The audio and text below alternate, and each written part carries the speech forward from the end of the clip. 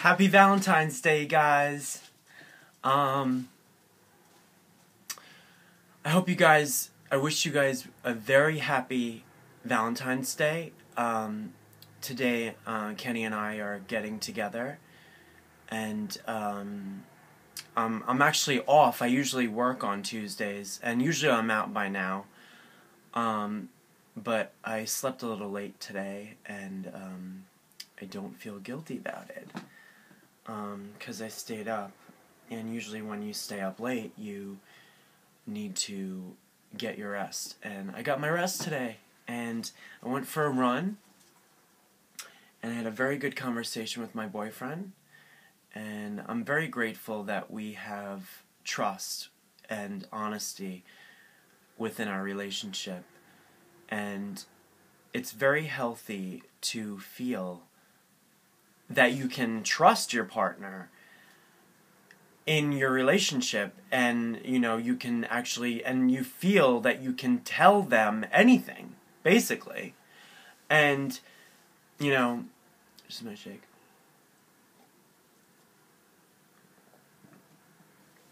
It's very important to have that foundation of trust, to know that you can tell your partner anything, and also to share your heart. I read this book, it's called The Shared Heart, and it's about a heterosexual couple, but I really believe that it's meant for anyone, and it really taught me a lot about my life, and accepting responsibility for my conscious reactions, emotional reactions, and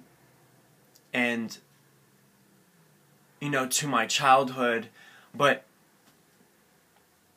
I try not to revisit my childhood, because I just want to stay in that joy, and I like to focus on the positives, and I strive to be as healthy as I am today, and I don't fake anything anymore, and I've really come into my own, and I want to see people do that, and I do see that within my friends, but I also see that, and it's an issue that needs to be addressed, that there is music that is being produced, and it's crap music.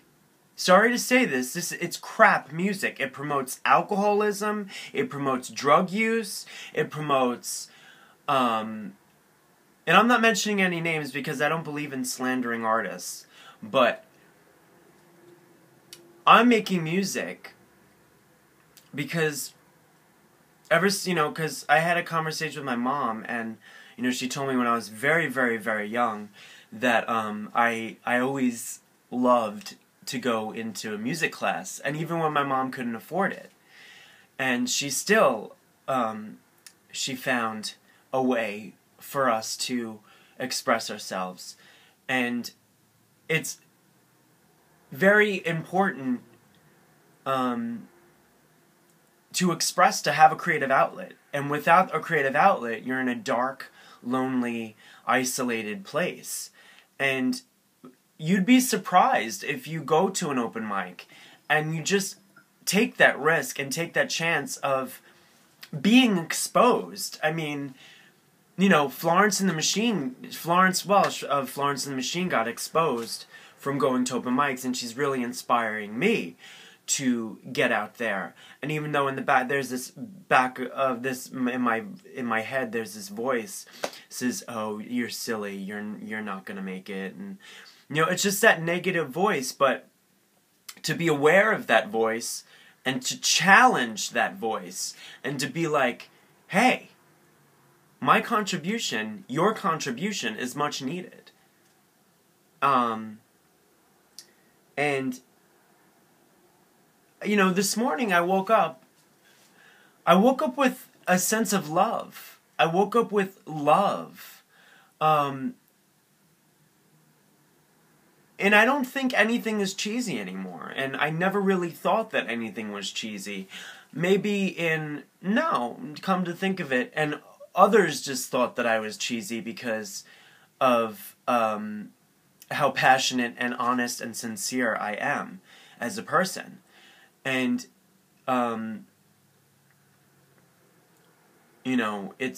it takes a lot of work and dedication to and courage to be yourself, to be your authentic self, to be who you are. I owe a great deal of gratitude to Bjork for having the courage and the strength to continue to be true to herself as a musical artist, to be a positive light for this world. I am so grateful that she is here educating kids of all ages and being a positive role model to the music world, and even beyond the music world. She's always been an independent artist, and I strive to be an independent artist. I don't want to be signed by a big major corporate label.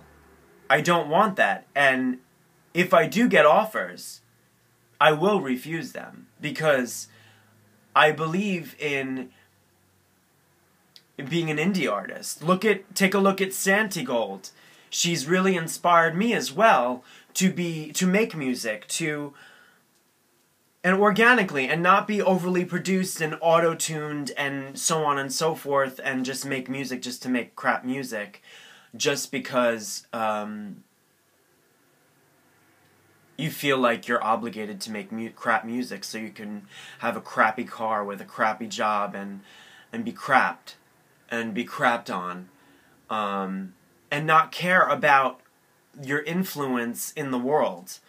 I really believe that there are artists who are afraid to tap into their authentic light self and true self, and instead they tap into their insecurity, which I don't necessarily disagree with, but I could see that,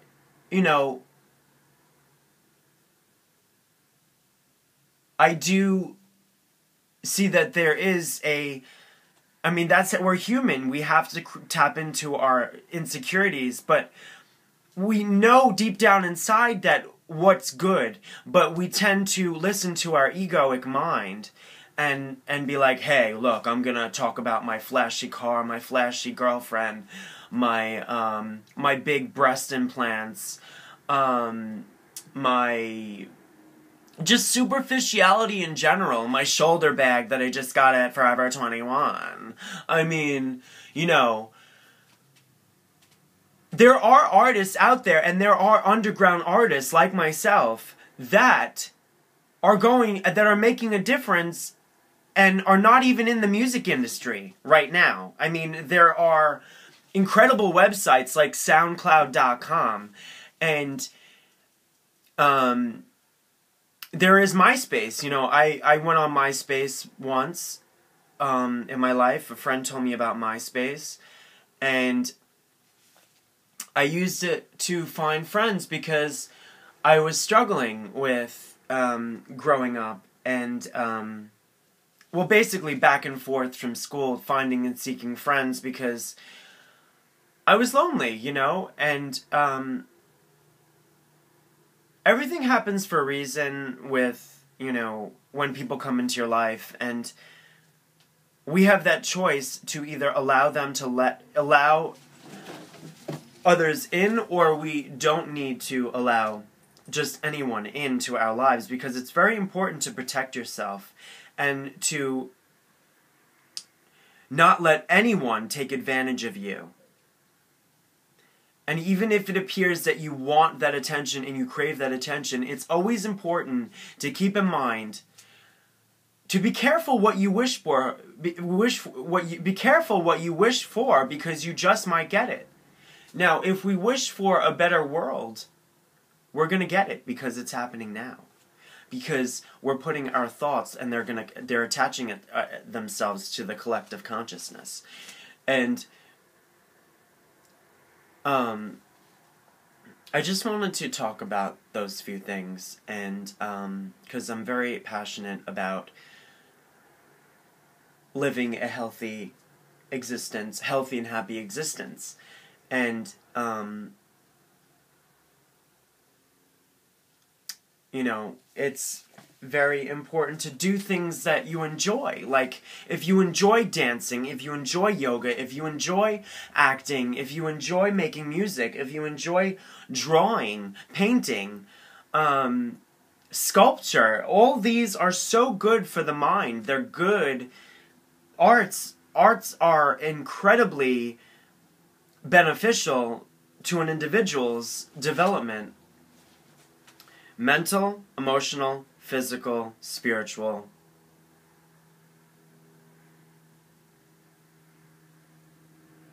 And even sexual development. And with that sexual energy, if we learn to conserve that sexual energy, which is called ojas in Sanskrit, we can become great artists. Because we are solely focused on that particular canvas. And it is through meditation, and it is through daily practice of meditation and painting, like your life depends on it. The power of intention, you know. And I know that you guys know this. It's just, I'm here to remind you guys. And I just want to show you guys one painting that I worked on last night. This is the painting, if you guys can see.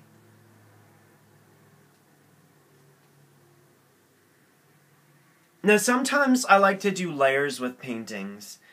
And, like, just do one layer, and then do another, and then do another. But